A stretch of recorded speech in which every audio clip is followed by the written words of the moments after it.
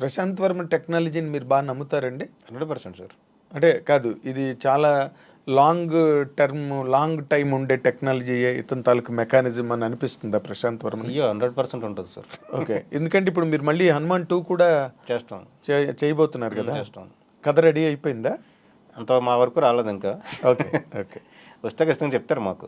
అదే చెప్పిన తర్వాత మీకు చెప్పకుండా అసలు అందరితో డిస్కషన్ చేసే వెళ్తారు ఆయన.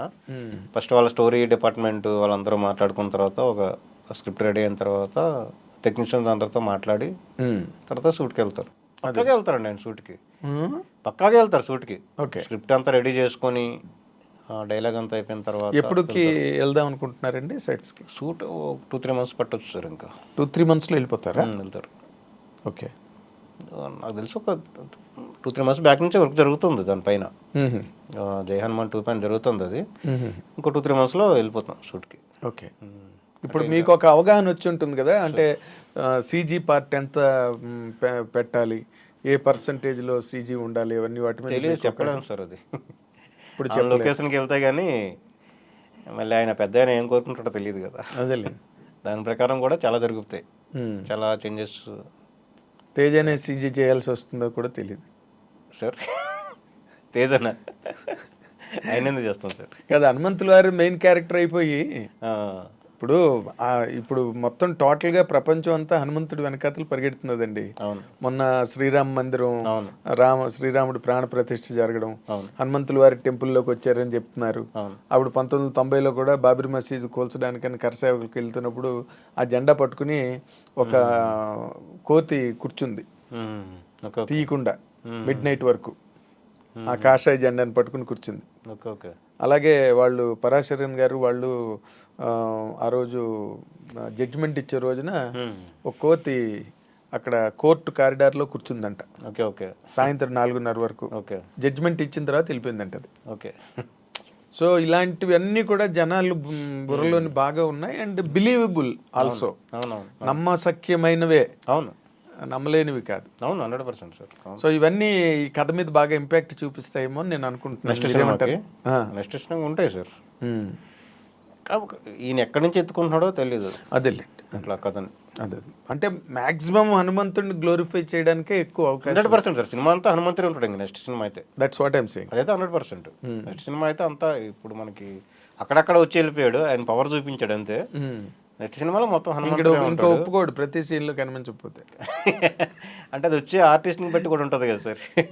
అదేలే, హనుమంతుడి ఖచ్చితంగా ఆయన తగ్గటోళ్ళే తీసుకుంటాడు ప్రశాంత్ గారు.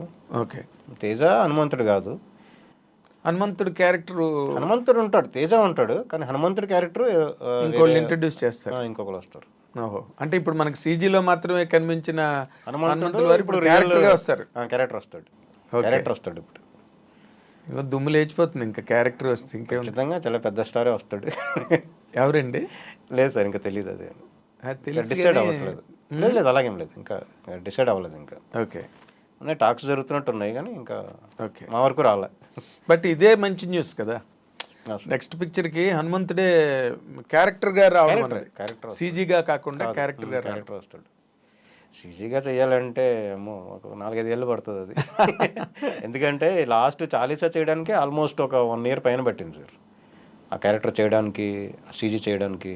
అవునా? మొత్తం అంతా అయ్యో అసలు చాలీసాలో లాస్ట్ హనుమంతుడు దిగిన అదంతా రావడానికి చాలా టైం పట్టేసింది అది. ఫ్రీ విజన్ వేసుకోవడం, ప్రతిదీ అసలు హెయిర్ సిమ్యులేషన్. అవును, రియల్ గా ఉంటాడు హనుమంతుడు. అది సినిమా అంతా చేయాలంటే అసలు కష్టం, చాలా కష్టం అయిపోతుంది అది. కాబట్టి ఖచ్చితంగా క్యారెక్టర్ వస్తాడు ఎవరొకరు. ఓకే, 100% అది. నైస్ అండి, నిజంగా అంటే చాలా ఒక ప్రివిలేజ్డ్గా ఫీల్ అవుతున్నాను నేను మిమ్మల్ని ఇంటర్వ్యూ చేయడం అనేది. ఎందుకంటే ఆ సినిమా ఈ రోజున సృష్టించిన సంచలనం, సృష్టించిన ప్రభంజనాలు అవి చూస్తుంటే అసలు అన్నీ దానికి పోటీయే లేదన్నట్టు అయిపోయింది ఆ సినిమా. అవును, పోటీయే లేదు ఆ సినిమా కదా. పోటీకి వచ్చాయి కానీ మేము గెలిచాం. ఇది బాగుంది, ఈ స్టేట్మెంట్ బాగుంది.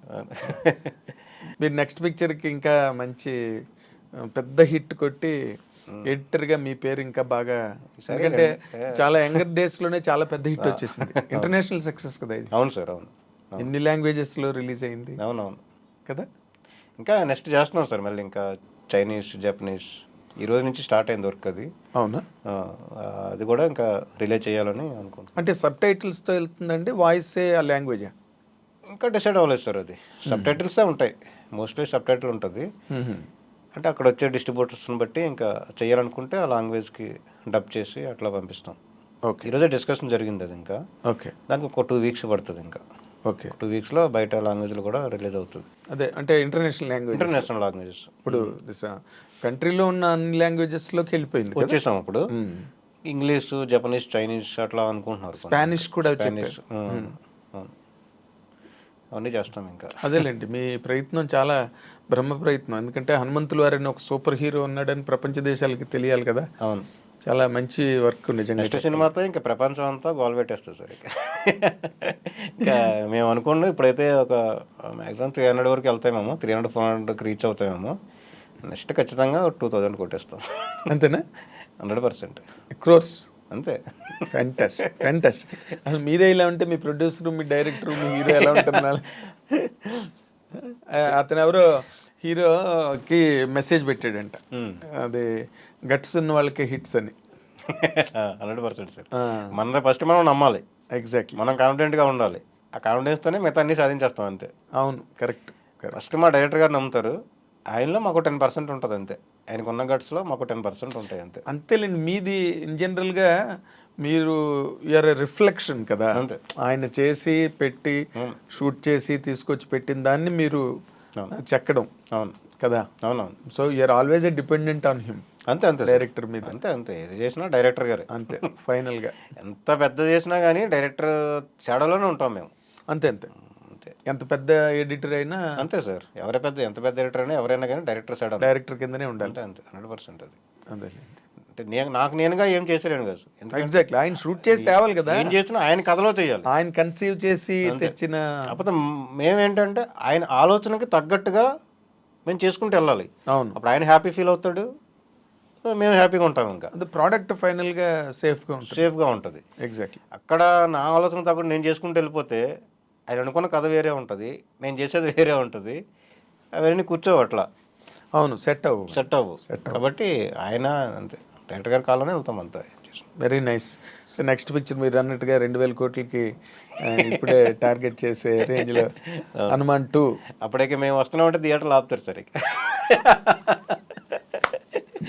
ఇప్పుడు కొట్టాం కాబట్టి అప్పుడు కొద్దిగా, ఇప్పుడు చాలా చిన్న సినిమా వీళ్ళకి ఎందుకు థియేటర్లు అని ఎవరి పర్స్పెక్ట్లో వాళ్ళు ఆలోచించారు. అది మంచి విషయం అనుకోండొచ్చు, కానీ అంటే ఎవరో తెలియదు కదా సార్, ఇంత పెద్ద హిట్ ఎవరో తెలియదు కదా.